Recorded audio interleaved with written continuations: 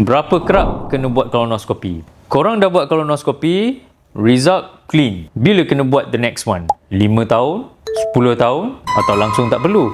Jawapannya bergantung kepada satu benda. Apa yang pakar jumpa, tu yang tentukan jadual. Result clean, tiada risiko tinggi, next kolonoskopi dalam masa 10 tahun. Jumpa polip kecil 1 hingga 2 biji dah dibuang sepenuhnya, mungkin 5 hingga 7 tahun lagi. Polip besar atau jumpa banyak, mungkin seawal 2, setahun, 2 atau 3 tahun. Family history kuat, 3 hingga 5 tahun, provided clear. Somebody atau pesakit yang mempunyai inflammatory bowel disease seperti Crohn's atau ulcerative colitis, setahun sekali. Ramai buat kolonoskopi sekali, result clean, langsung lupa nak jumpa dah lepas tu. 15 tahun lepas, baru perasan ada simptom. Time tu, kanser pun dah berkembang. Screening bukan one time event, ya. Lepas kolonoskopi pertama, tanya doktor bila masa untuk buat yang seterusnya. Tulis dalam kalender, set reminder, jangan lupa.